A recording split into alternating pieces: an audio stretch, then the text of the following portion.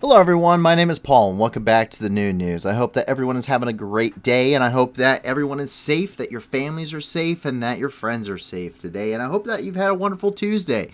Much better day for me today at work. And so there's a pretty decent amount of news going on today. A lot of stuff going on in Ukraine, some stuff that's good, some stuff that's not so great. A lot of stuff going on in Europe, especially when it comes to military exercises. But of course, there is something that got brought to my attention the other day, and that is the fact that for a lot of viewers, they aren't necessarily being able to watch the streams live, and that is because it's not it's in American times. And I'm not trying to just make this an American timed thing. I'm not trying to make this an American timed event. You can always go back and watch the videos. They all get published after the live streams.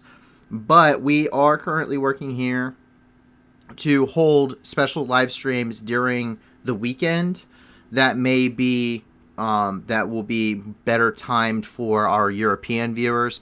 So those will be going on just a little bit earlier so you guys can watch it live one time or a couple of times there.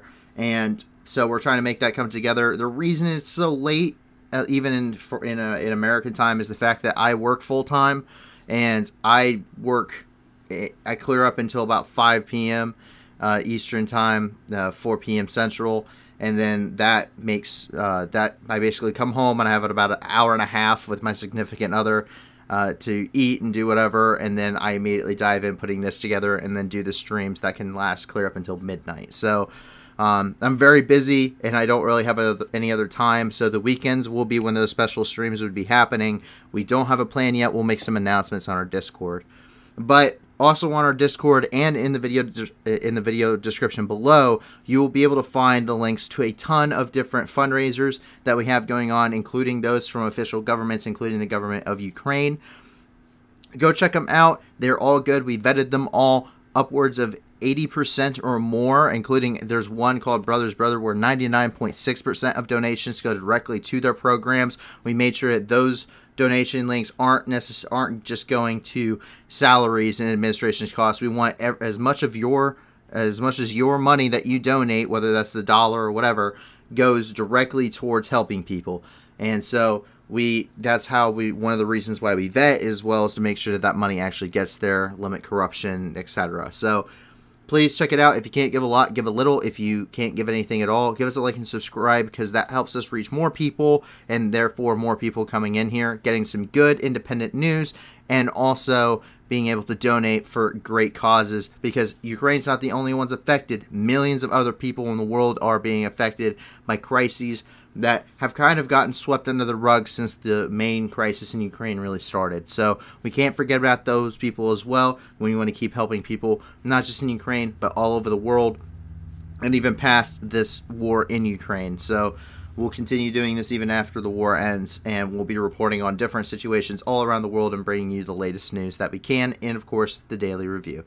And so with that, we're going to go ahead and dive directly into the news here today, starting with the special report here in Ukraine. And we have a couple of different announcements coming out of the Kyiv area. So the first one that we have here is Ukraine's first president actually passed away. Leonid Kravchuk. Sorry if I am terrible at pronunciation for anything that's not English, and I don't speak English half very well anyway. But he was the first president of Ukraine following the collapse of the Soviet Union and when Ukraine became an independent country. He died peacefully at the age of 88. So there he is.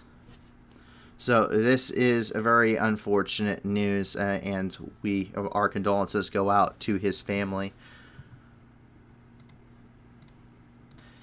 And as we continue here, there are some good news coming out of Kyiv, and that is the fact that 2/3 of the residents of Kyiv are estimated to have returned to the city now that Russian forces aren't necessarily attacking the city on a daily basis. There's not a high risk of Kyiv falling to the Russians. That these residents can return. They can return to a life of relative normality, considering this doesn't mean that they're not out of danger. Russia still has conducted strikes on Kyiv and will continue to do so for the probably the duration of the war. But this comes as Russian forces had withdrawn from that northern region. So this is coming from the Kyiv mayor here, and this is getting reported by AFP. And Germany actually ended up reopening its Kyiv embassy today, and the highest-ranking German official so far to have visited Kyiv is German Foreign Minister Annalena Baerbock, and she came today, met with different leaders of the government there. There's been a little bit of tension between the government of Germany and the government of Ukraine. Germany has a lot of reluctances. They're taking a very big shift in their political stances as is, and they also have a lot of concerns because their country relies a lot on energy imports, and they're having issues trying to navigate how to cut off Russian imports and reliance. So, but it's not in enough of a timely manner for Ukraine and what its needs currently are, and that has put a lot of tension between the two countries lately. But those tensions seem to be easing. We have seen where different invitations have gone out from Ukraine to Chancellor Scholz, for instance, where there have been talks or phone calls between Zelensky and the president of Germany, and now the foreign minister returning and opening up that embassy there. So there she is, opening the embassy. And we actually found this on the Associated Press. So the Associated Press is pretty good. If you guys want to go check them out, they have a lot of interesting news articles. But that is where the good news stops. And while we have formally addressed the fact that we are Ukrainian biased, that doesn't mean Ukraine is perfect, to say the least. I've addressed this before when talking about Russian atrocities. The fact that Russian forces have committed vast amount of atrocities in Ukraine, that is not something that can be rebuked at any point in time. The evidence stands clear and continues to get clearer as the days go on. But something I've also said in the past is the fact that we do know that Ukrainian forces aren't perfect either. We do know that there probably has been some mistreatment by Ukrainians against Russian forces. Understandably, it doesn't make it any more right. A lot of these people have lost their families, they've lost their friends, their country's being invaded. So there's a lot of frustration in amongst the Ukrainian troops. And that seems to have been, for the most part, confirmed today, as the UN Human Rights Council said that they have received credible evidence or credible reports that Ukrainian troops are mistreating Russian prisoners of war. To give the exact quote here, begin quote, "We have received credible information of torture, ill treatment, and incommunicado detention by Ukrainian armed forces of prisoners of war belonging to the Russian armed forces and affiliated armed groups. We continue to see the publication of videos which show inhumane treatment, including prisoners from both sides being coerced to make statements, apologies, and confessions and other forms of humiliation. This violates fundamental rules of international humanitarian law. Ukraine and Russia must promptly and effectively investigate all allegations of torture and ill treatment of prisoners of war. They must also effectively control and instruct their forces to stop any further violations from occurring." This is coming from Matilda Bogner, who is the head of the UN Human Rights Monitoring Mission there in Ukraine.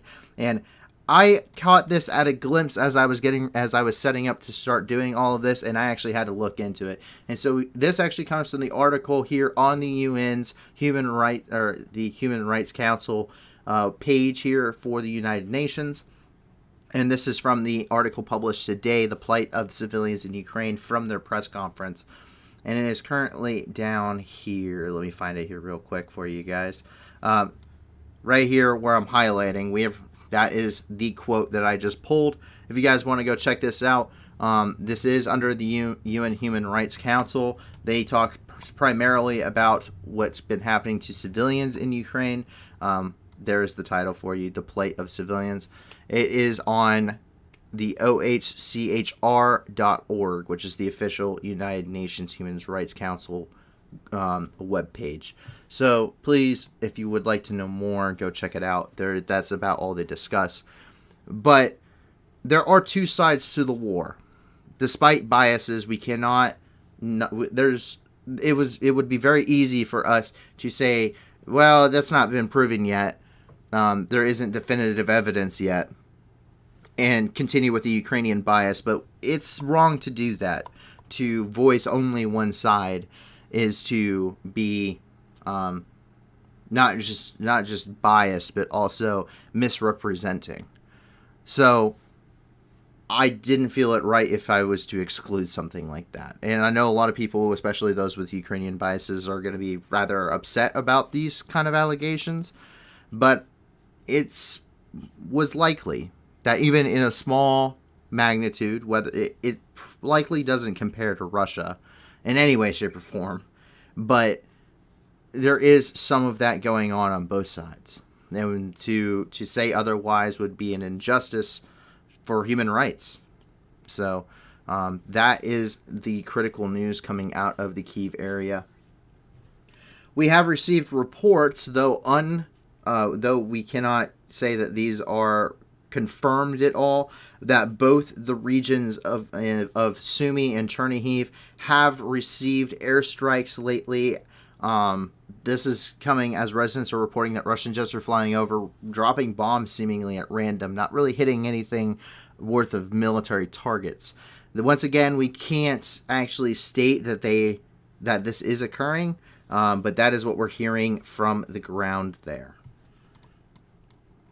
And as we move into the Kharkiv Oblast, we start to see a lot more stuff going on here. And there is rumors that their successes are even larger than what we're reporting here. It's just we don't have enough physical evidence to provide otherwise. So these maintain where they are. These boundaries maintain where they are. And that is because we see here that Pitsminik was liberated today by Ukrainian forces in part of that major counteroffensive that Ukraine is undertaking in the Kharkiv Oblast. I mean, actually take a look here. And so there is that right here. You can see where that bulge is currently ongoing.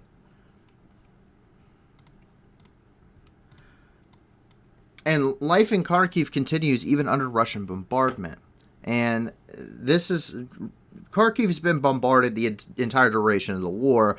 That has ramped up with the Battle of the Donbass beginning. That they are basically under continual bombardment, but humans are extremely durable people, as you can see here.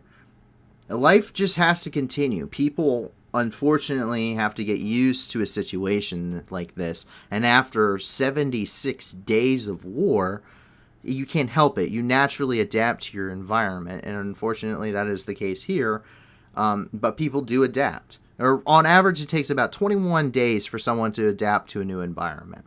And people in Kharkiv have been under constant bombardment, and so this guy's taking the route of, if it happens, it happens, but this is my apartment and I have nowhere else to go. And I can't say I blame that ideology whatsoever.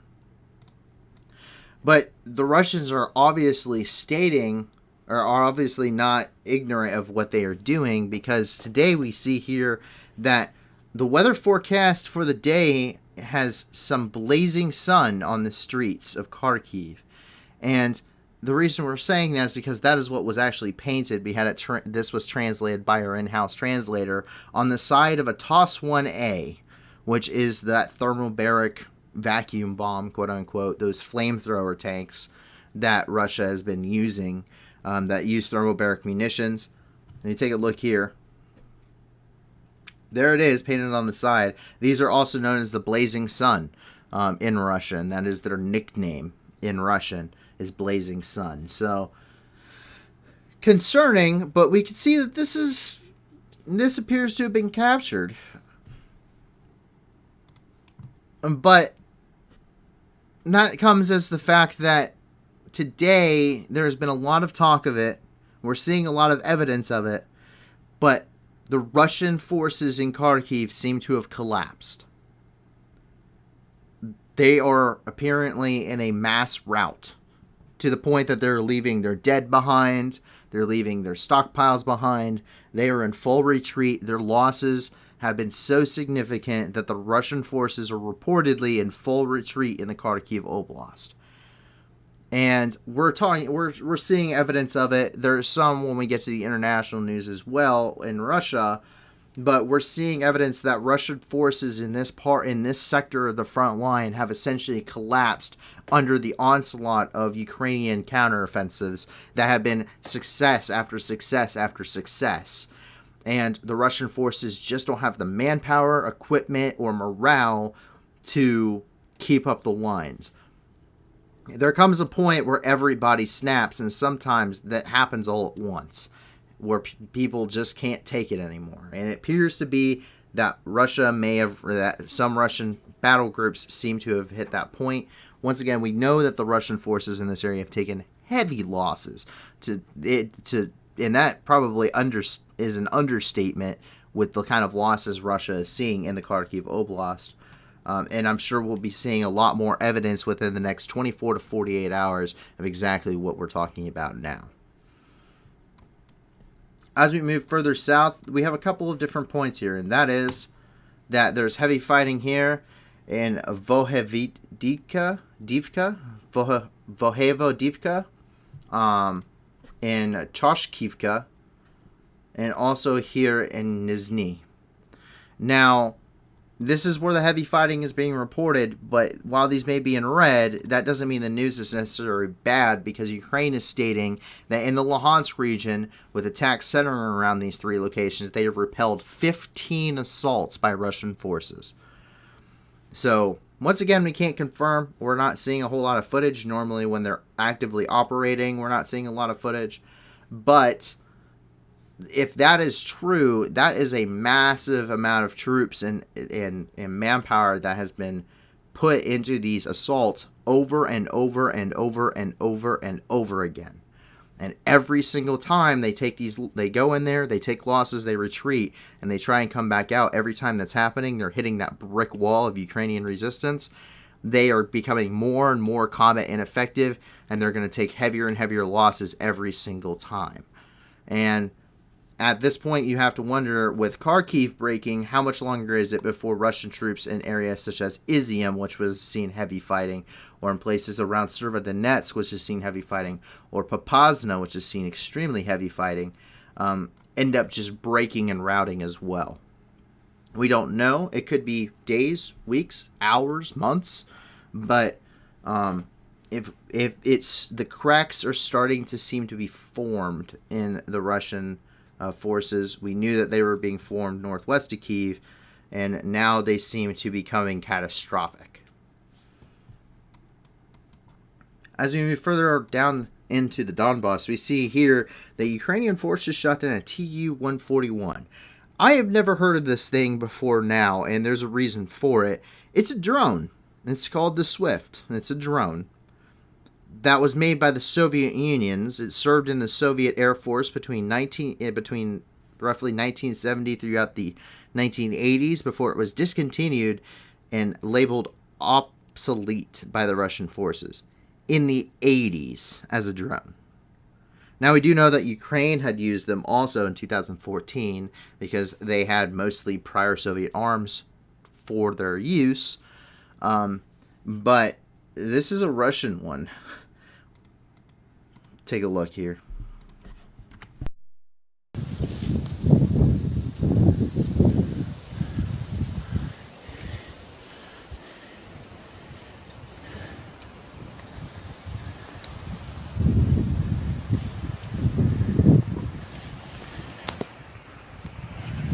Я сфоткаю нас.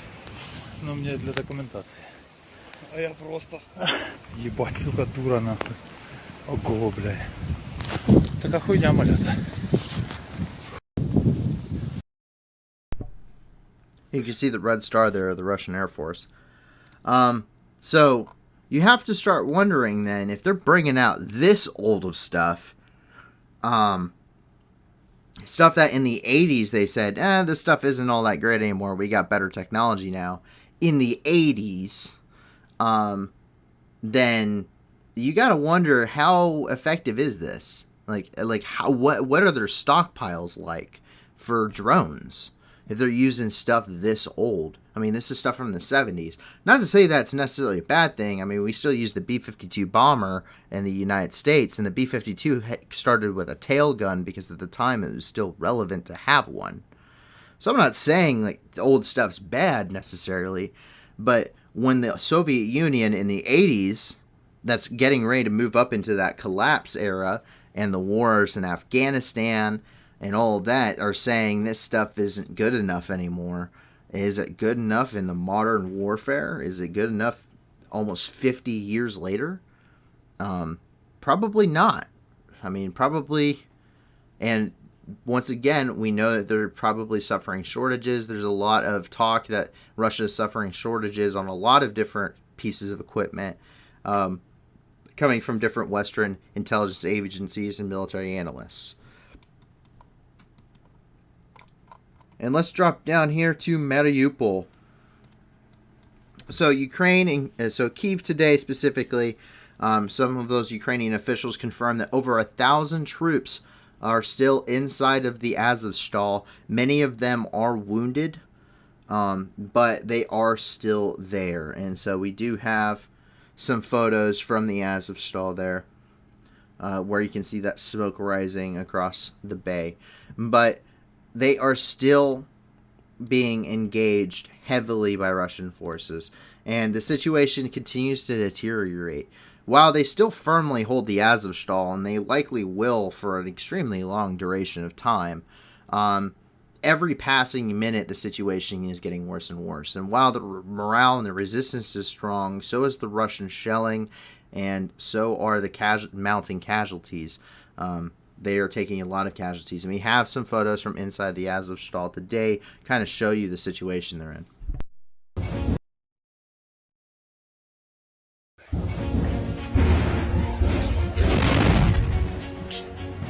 Ось в яких условиях приходиться виживати.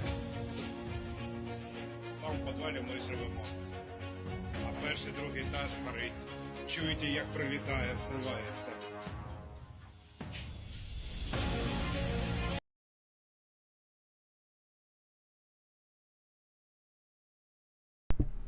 Here are a lot of those wounded there in the Azovstal.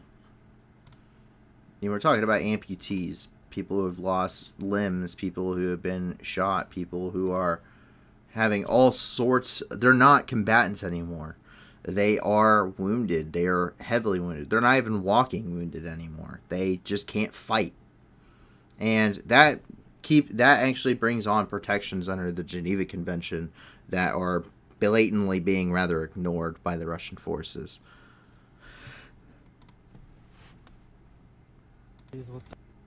Here we have some video from what appears to be the DNR here, or the LNR. Let's take a look.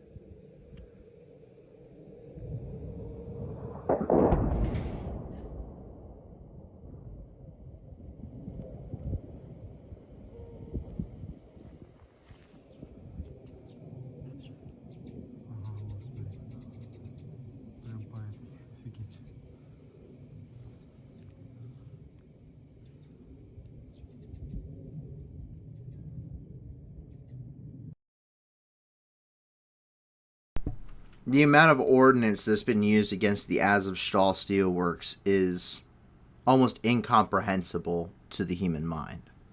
The amount of resources that Russia has put into trying to just take the Azovstal and trying to bomb it into oblivion is absurd. The amount of munitions, I cannot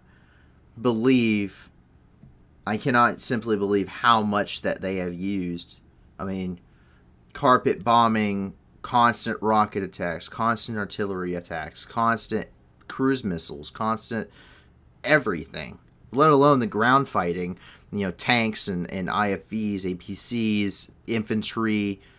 I mean, it's insane the amount of ordnance being used just on this part of Mariupol, in this one part of Mariupol, let alone the rest of the city, which is wiped off the face of the earth. There isn't really a Mariupol anymore on anything but on a map. And as part of that, we actually hear from the Associated Press once again as they're reporting the possibility of 600 people that are being found dead inside of that drama theater that was clearly marked as a bomb shelter.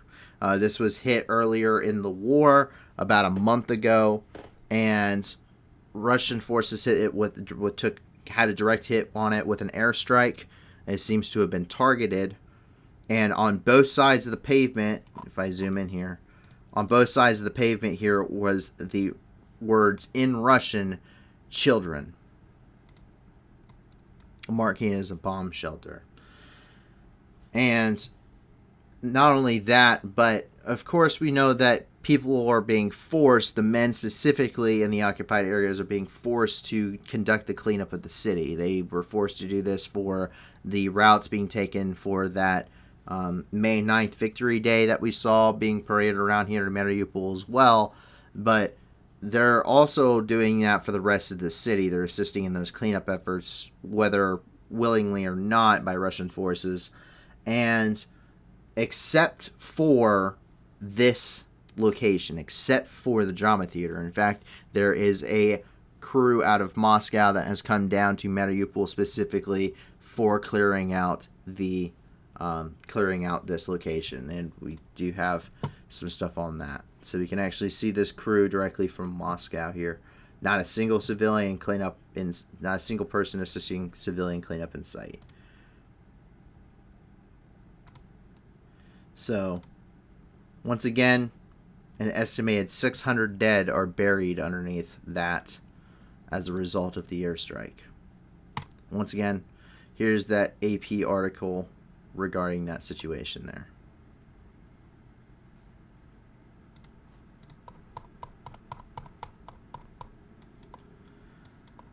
And finally, we turn our attention over into the Kherson Oblast, where we see a couple of different developments. First of all, Nexta is reporting that 45% of the civilians have fled the Kherson Oblast, which is just under half of their entire population, are fleeing to Ukrainian lines. And this grows as there's growing concerns regarding mistreatment of civilians in these occupied territories, which we saw when we were looked at places like Bucha and Irpin and Hostomel and Borodyanka. And, I mean, anywhere that's been under Russian occupation has suffered great atrocities, to say the least, from what we are able to tell. Mariupol has at least 3 different sites for mass graves at this point, and we've seen one up close.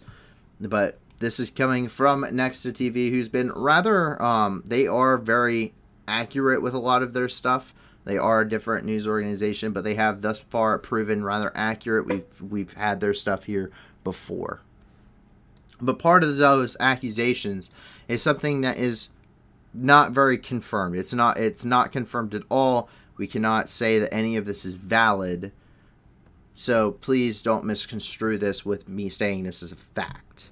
But it would appear that this individual named Serguei Morozov was a worker on the railway. He reportedly stole things from the Russians, reportedly, and they filmed him being tortured and his whatever, and then they executed him. So this is the man here. And that is him, and we're going to get ready to take a look at this. They apparently hooked him up to a battery and was using electrical shock. So take a look at this video.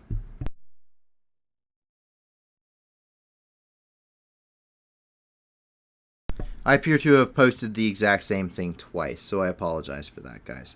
But that is currently what is ongoing there. He was apparently hooked up, tortured. They filmed it. Reportedly under the pretext of knowing they wouldn't be prosecuted for it. Once again, we can't confirm this stuff. This stuff is happening in occupied territories. We don't know if it's true. We don't know if this could have been something set up by somebody to portray this. But the concerns of mistreatment and torture and beatings of people are not out of the realm of possibilities. Once again, mass graves in all different parts of Ukraine. There's currently international teams conducting investigations. There's over 8,000 pieces of evidence that were submitted to the International Criminal Court by Ukraine and other organizations. And there's three or four different mass grave sites here around Mariupol that was found just by Maxar satellite imagery. People have gone missing. People have been executed. People have been tortured. People are being sent to filtration camps, which are essentially modern-day concentration camps. The filtration system was proven to be a war crime during the First and Second Chechen Wars by the International Criminal Court in 2000 and 2004. But that is the end of the bad news here in the Kherson Oblast, because we see that Russian artillery positions were being shelled by Ukraine. And so we have drone footage from that here today. So no audio with this one, guys, but you can see those Russian artillery positions getting pounded by Ukrainian precision strikes.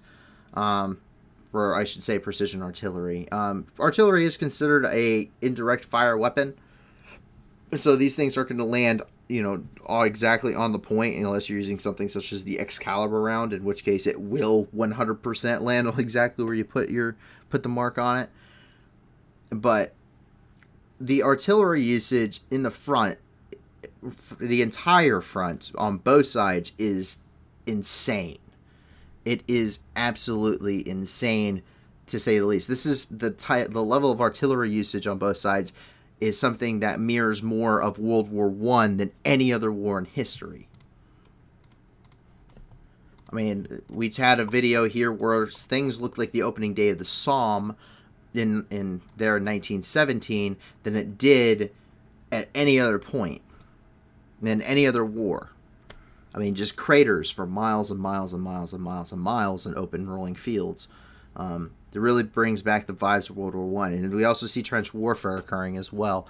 So very concerning indeed as to where militarily we're kind of going, in what direction that's going to change as we learn lessons from this conflict. And that is all of the news inside of the country of Ukraine today. But there is plenty of news regarding it outside of Ukraine and things that are going to have some impact going forward. So the first thing we're going to go into here is the fact that Belarus and Russia continue to jointly operate. They're close friends, they're neighbors. Lukashenko is essentially nothing more than a puppet for Russia at this point. His country is essentially just another Russian oblast. But they are working jointly. Russia has stated that they will assist Belarus in producing Iskander missile systems. And this also comes jointly as Belarus has announced that it will be deploying its military forces, including air defense and artillery units, to the borders of Poland, Lithuania, Latvia, and Ukraine. So once again, more provocations towards both NATO as well as keeping Ukraine on high alert. There's been some concerns. We've seen movements. They said that they were for exercises previously. Now they're saying they're a deployment for self-defense. And the cycle, the rhetoric recycles itself once again. So those provocations will likely not lead anywhere. There's already been a slight buildup on the border of Poland thus far. That happened very early on. That really hasn't changed much. There will probably always be a buildup of forces along this border, especially now that hostilities between these countries, NATO countries, the NATO bloc, and as well as what I can only say is the Russian bloc at this point, have increased heavily. And so we have a couple of different videos regarding this. So that is the Iskander missile, and this is coming from RIA. So this is a Russian news network, state-run media news network, who's telling us this regarding the Iskander missiles. And here we are regarding Belarus, and this is coming from OSINT. So they're claiming that that these countries are preparing for hostilities against Belarus. Once again, that rhetoric just isn't there. And to build upon what I was talking about in Kharkiv earlier, we see the Chechens, of all people, that were operating in this area, in full retreat. They're going back to Grozny. They've had enough of this. They're going back to Chechnya. The Chechens, while putting on a very strong face, got their butts kicked here in Kharkiv, and they're leaving. They're going back to Chechnya. The KHARKIVites are out when it comes to the Kharkiv region, and this builds once again upon that whole the Russian lines have really broken. The KHARKIVites will probably be the first to leave, and considering they're already mounted up, the rest of the Russians probably are not far behind. So let's take a look.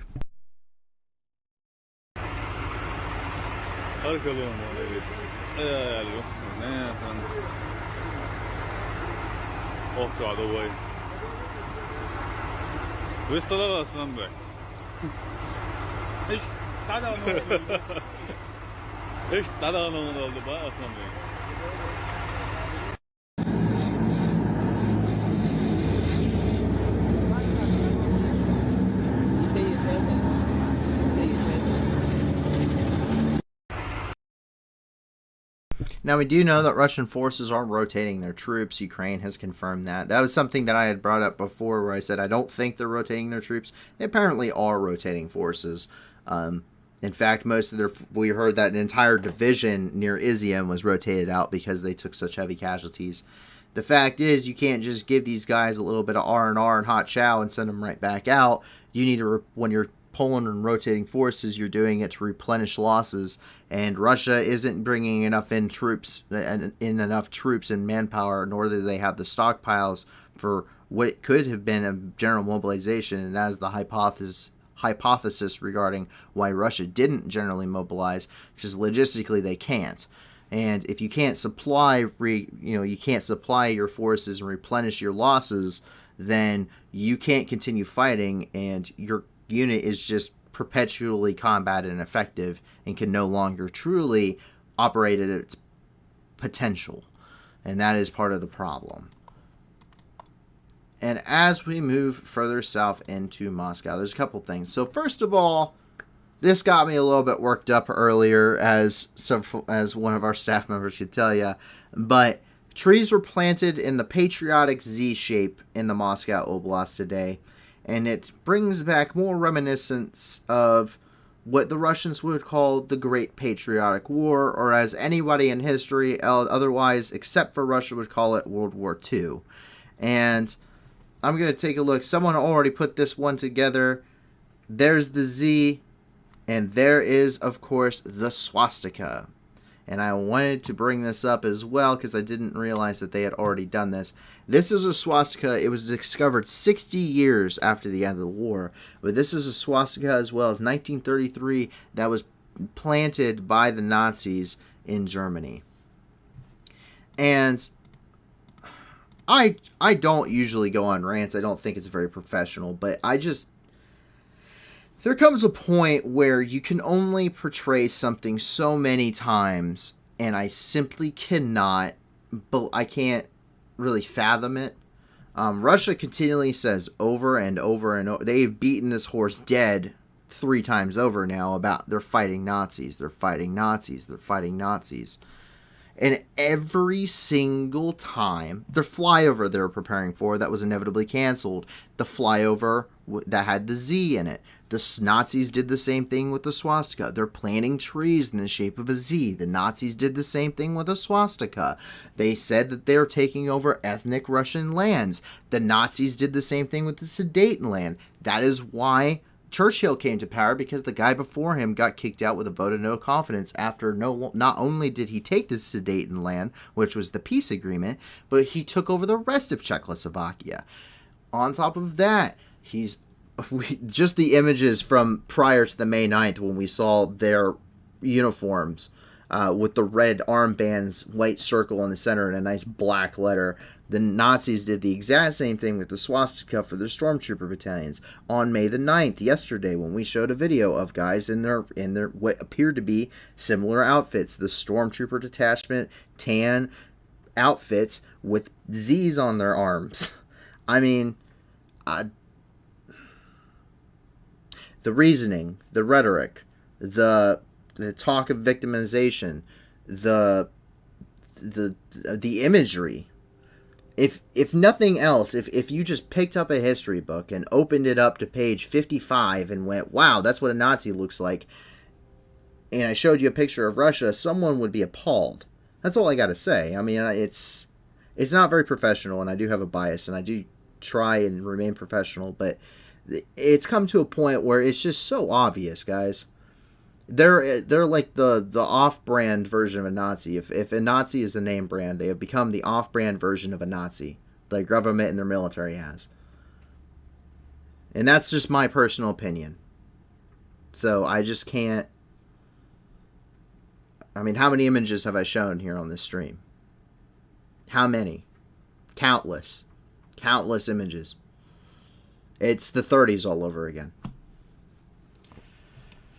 And so, with my rant over there is some good news coming out of Russia, and that's the fact that 5 different Russian heads of state, so 4 have resigned, and 1 is saying they will not run for another term as they are preparing for those economic sanctions. They are not ready to be the ones that had this happen to the country. They're resigning before they even hit.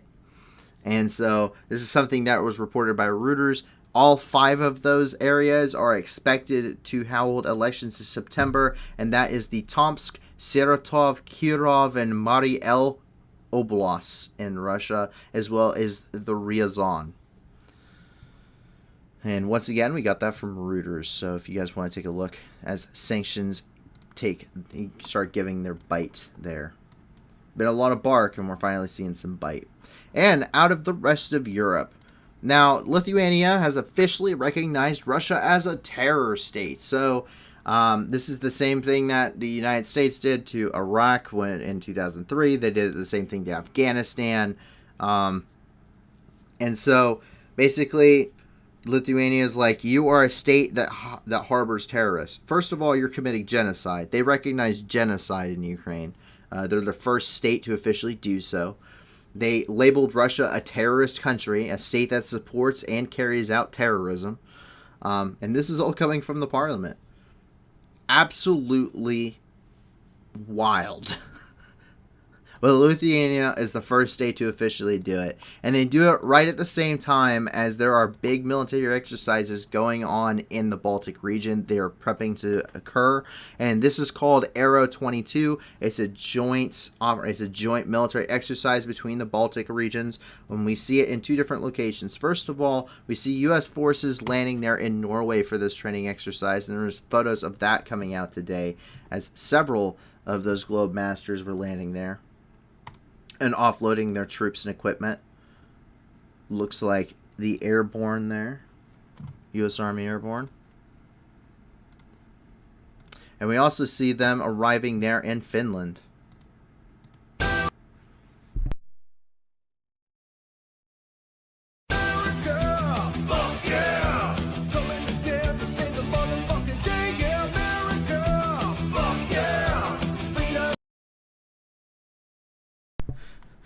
The music says it all.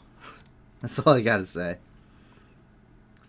And so that is it for Europe. And as we move into the Middle East, there have been several developments. So first of all, the Islamic State in Egypt, specifically Egypt's Sinai Peninsula, where they've had a lot of activity, have published photos depicting an attack on the Egyptian army, which included roughly 12 militants in that part of the attack, not including the camera operator. So you take a look at this. They apparently captured a lot of weapons and equipment during this attack,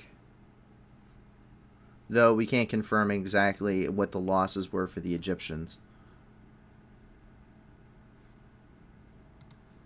So the Islamic State continues. However, it has an interesting event happen at least a couple days ago in Syria. So this news is a little bit old, but it's still pertinent because the Islamic State captured some Wagner troops inside of Syria several days ago. The Wagner group it's a private military corporation, and I put that in very heavy quotations, bold, italicized, and underlined. Private military corporation inside from Russia.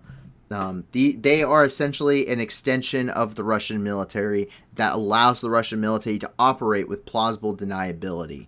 Everyone knows who the Spetsnaz is. They all know the Russian Special Forces. These guys are a private military corporation, and so they have a lot more leeway. They're essentially the Blackwater when Blackwater was still around. They're essentially the Blackwater of Russia. And these guys are the exact same guys who attacked U.S. forces in Syria. And when we called them, because I was there at the time, when we called them and said, hey, are your guys attacking ours? No, those are PMCs. We don't have any control over them. Okay, we bombed them for 3.5 hours. So the Islamic State apparently captured a bunch of these guys. So very interesting development. Let's take a look. صورني بس خليني حاجة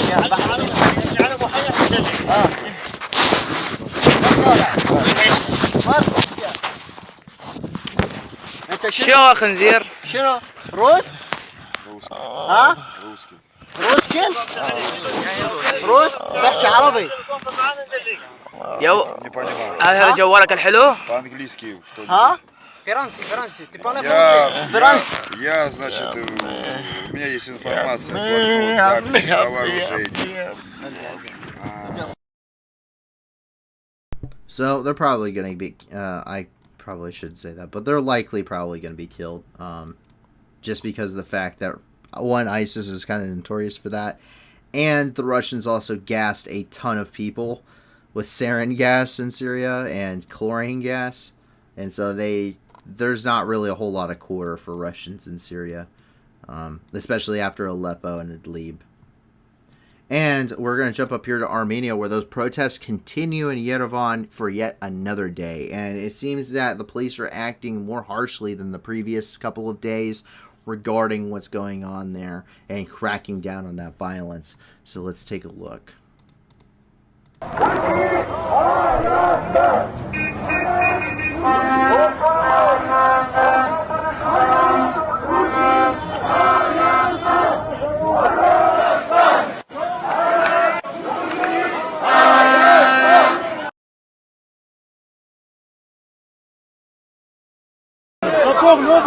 اصلا هاي لكم ياسين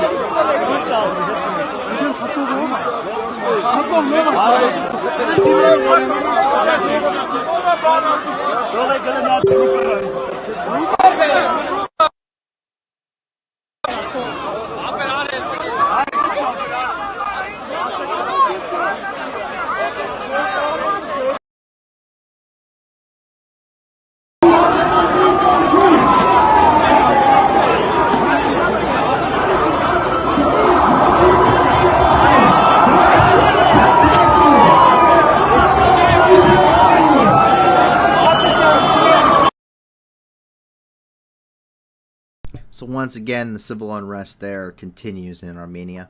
And as we drop back down here, we have a couple of different events going on in Iraq. And the first thing is here in the Diyala province. The Diyala Governorate is how it's pronounced. It's properly called. But this is in the Abu Saida district of the Diyala province, where more than 1,000 families are preparing to leave because there's an impending drought in the region. And so this is yet another drought. We've seen heavy sandstorms, and crises just kind of compound in this region. There's already insecurities, especially when it comes to security instability, political instability, as several different factions are kind of tugging in Iraq. You have your own national parties. You have Iranian-backed officials, Iranian-backed militias, government forces, coalition-trained forces versus the government-trained forces, such as the Golden Lions Division versus your average Iraqi soldier. And there's a lot of different sentiments inside of Iraq, not to even include the religious tensions. That alone does not build a recipe for success in your country. Now you also include massive sandstorms, droughts, possible famines as a result of those droughts. The Tigris is drying up right now, and it just is not a very good situation in Iraq at all. الموارد المائية نشوف لنا حال، ماي مال شرب ماكو، فصار نشف، المشروع ما قاعد يسحب ماي، يعني وين راح نروح؟ هنط وجهنا، احنا اكثر من 1000 عائله من ناحيه ابو صيد اصحاب بساتين، البساتين ما قاعد يوصلها ماي. نطالب دوله رئيس الوزراء المحترم انه يشوف لنا حل. اليوم نهر خريسون نهر خريسون الماي جذبي، ما بقت الا ماي قليل، المشاريع ما قاعد تسحب ماي. So obviously a lot of concern there in Diyala and other parts along that river valley. The Euphrates and the Tigris, while this is the basically the ground zero of civilization, that doesn't mean this place isn't prone to issues just because of the climate. And unfortunately, we're seeing another impact into in Iraq regarding an ongoing crisis in water insecurities. And as we drop down here into Dikar, which is down by Nazariya, we see that more protests and rallies continue today regarding employment at a local oil facility. This comes as, once again, there's a lot of, because of these instabilities, there's also a lot of financial strife and hardship on Iraq. And as a result, most oil companies and most oil facilities in the country of Iraq were either taken over or they were bought out by foreign companies. And these foreign companies usually bring in their own workers and equipment and knowledge into these things. And I'm talking not just the United States, which is something that was a major international complaints regarding the war in Iraq, but also Saudi Aramco. I'm talking the United Kingdom operates, from my understanding. BP, British Petroleum, operates oil fields down here. I believe Iran also operates a small quantity. Kuwait, some Kuwaiti oil companies. So there's a lot of people here that would like to have jobs but don't because they're employing foreign workers at these facilities. So let's take a look.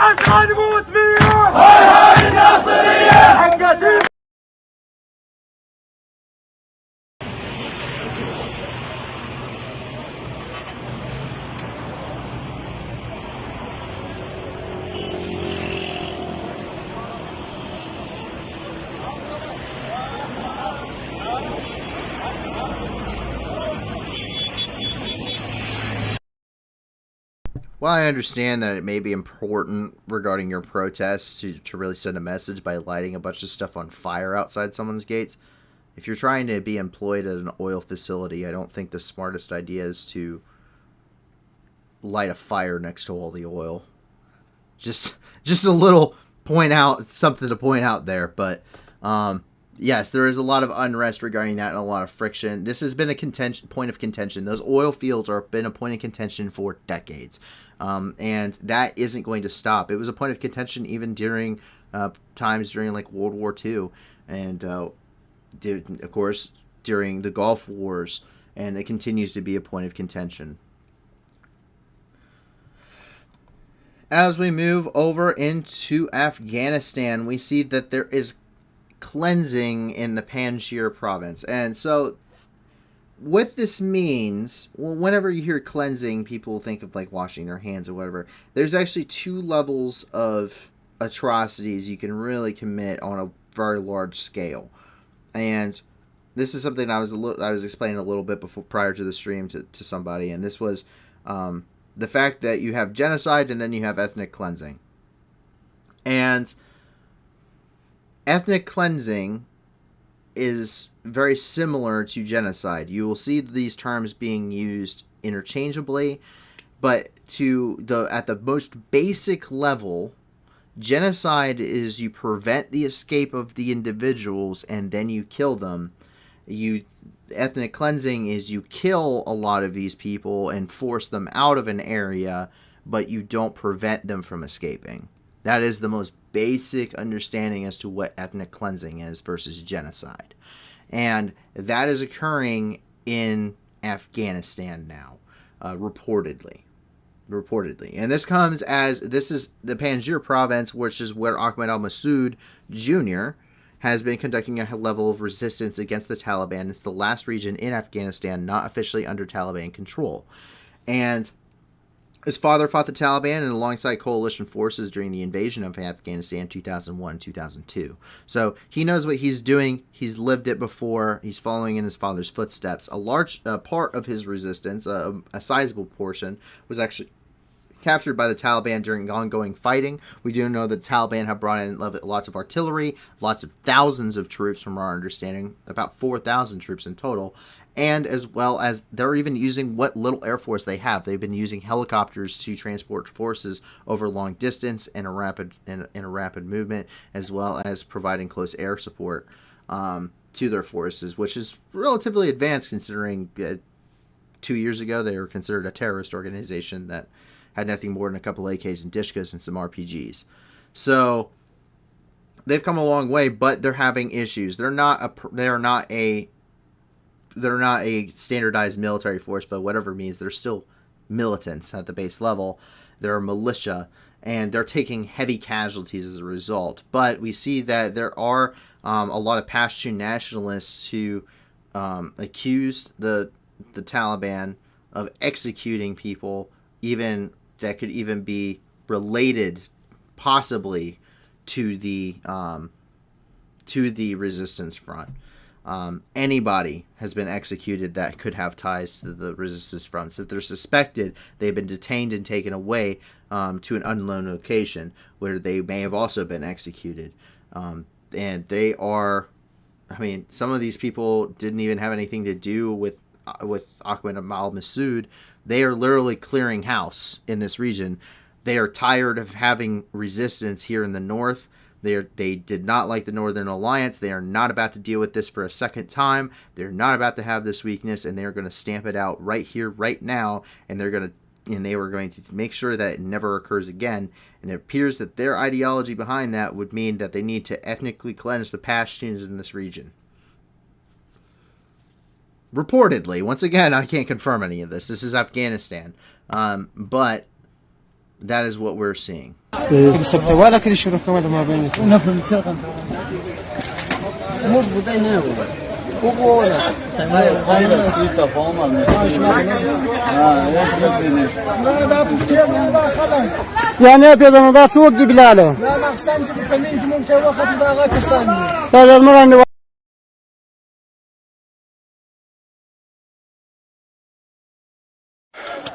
هلا بيا تسلمشت بيا نست بيا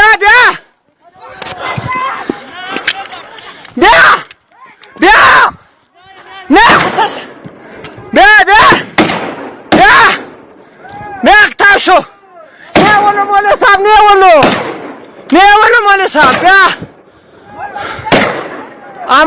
مردار دم يكوا بيا تسلمك.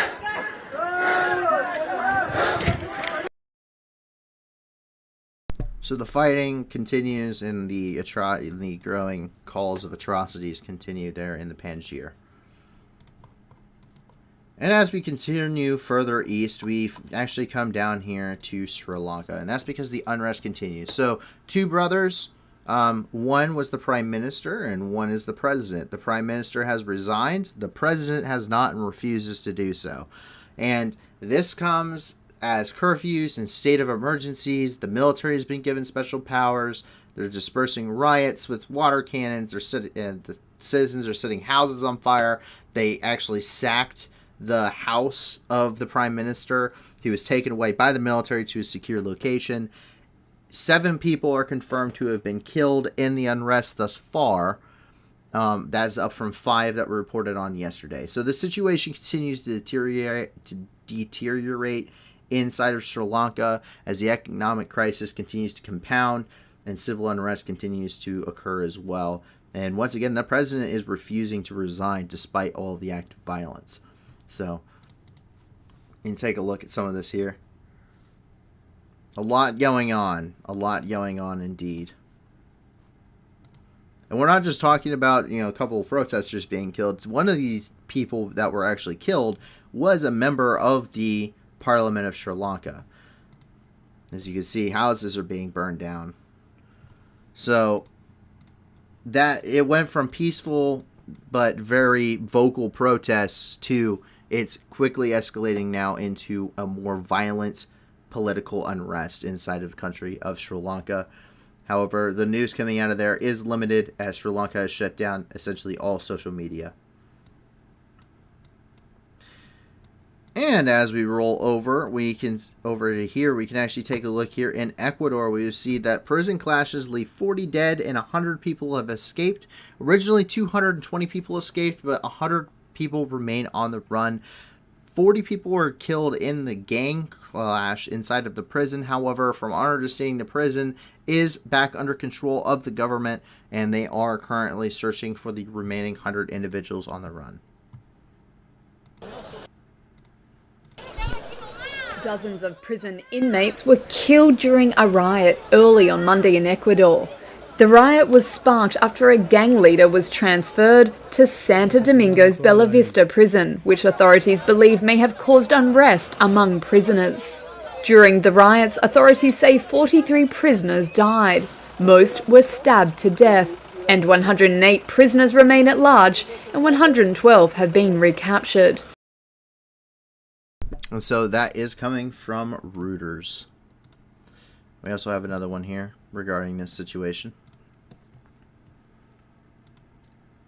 So obviously a lot of concern going on with this, and it looks like the military's even come in to be handling it. And as we move up to Washington, D.C., there's a couple of different things that have occurred in this region. First of all, the summary. We have a little bit of a summary here for you regarding what the White House press statements were made. This is from Jen Psaki, who is the press secretary for the President of the United States. And she stated that the President was displeased by the recent leaks regarding U.S. intelligence it is providing to Ukraine, and reports that it's been overstated the role that U.S. intelligence is playing. And he said that, and apparently Biden has told that his top national security aides that the leaks need to stop. A lot of this is in reference to a recent NBC exclusive that occurred where a undisclosed anonymous official stated that they did report on the Moskva, and that is what inevitably led to Ukraine striking the Moskva and sinking her. And Biden, and it is also said that Biden is planning the visit to Ukraine for Biden, while he would like to visit Ukraine personally, has not been planned yet. And we have more additional information coming out of the Pentagon regarding the losses of Russian generals, and this is coming directly from Lieutenant General Scott Barrier, who is in the U.S. Army, and he is the director of the United States Defense Intelligence Agency. And he said that U.S. officials are closely monitoring the rising toll of generals killed in the Russian military. 10, an unusually high number for a modern military, far exceeding the number of U.S. generals killed in 20 years of conflict in Afghanistan. So 10 generals have been killed thus far in the war in Ukraine. And finally, we come up here into Lansing, Michigan, at the Michigan State University, where they are bringing the world's most powerful ion collider online. So this is a heavy ion collider. It's the most powerful, and they're bringing it on like this week, and it's so that they can start to take a look at what causes supernovas and how they actually work. So basically, scientists are trying to piece together these rare atomic isotopes that can be built in these things when they're accelerated, and it grants the research more than 1,000 new isotopes that they can take a look at, and it kind of give an idea. It can be used for multiple things: cancer treatments, radiometric dating for ancient materials, nuclear security, all sorts of different things can be done with this. So that is going to be a huge leap for the different for science in general. So, and we're getting that, of course, from Live Science. Live Science has a lot of information there.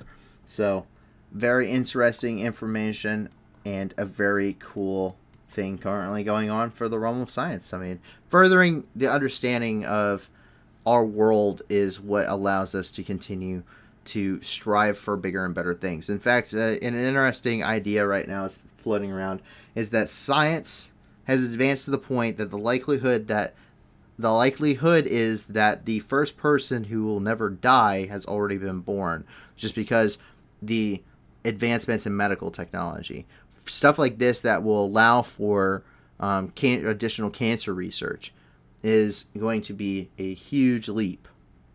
The understanding that we will get from this, small things that you can do, while it costs millions of dollars and billions of dollars to do these things, are going to help further humanity as a whole.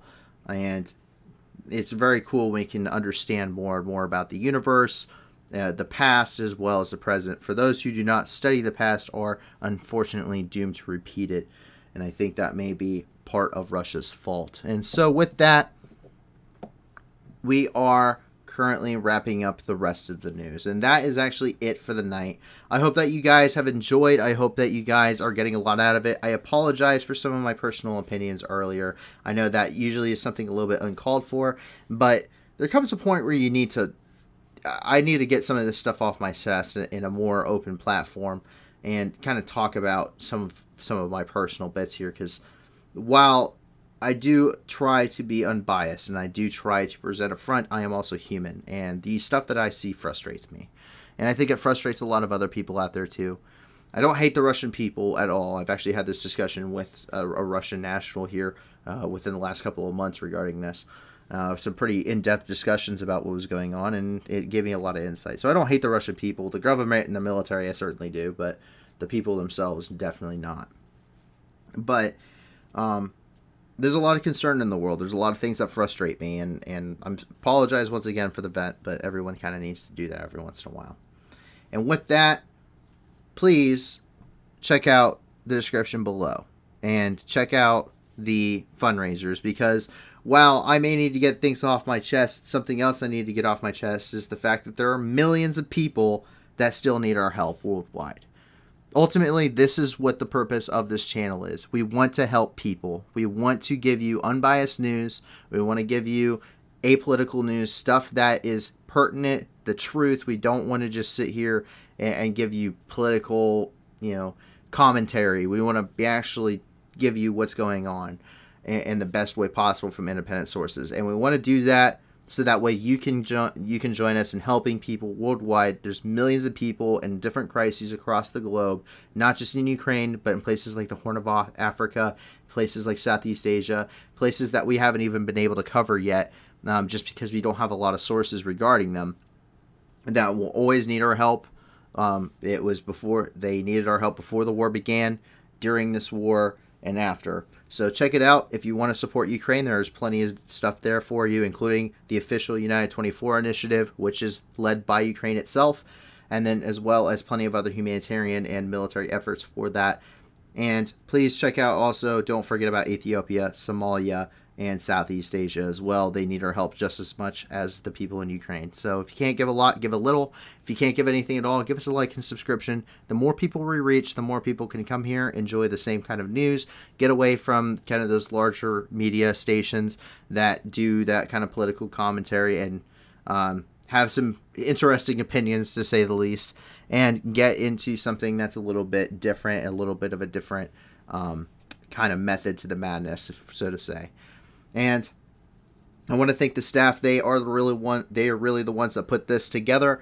I am just the voice here. So I appreciate the staff. Their help is absolutely amazing. And if you want to join us and actually take a look at what we're doing and talk to us, see what our opinions are, I have plenty of opinions to share. I have a lot of knowledge regarding the Middle East specifically, just because I spent about a year in the Middle East in total. So come and ask me, rack my brain, and rack their brains. They have a lot of wealth of knowledge as well. So come join us, talk to us, get to know us. Be happy to have you, and hopefully we will see you tomorrow. Enjoy your wonderful Wednesday. It's good. It's the middle of the week. We're over halfway over. So hope you remain safe, your family remains safe, and that your friends remain safe. If you're not safe, I hope you are able to find some safety and security and comfort. And with that, we will talk to you guys tomorrow. See you later. Bye.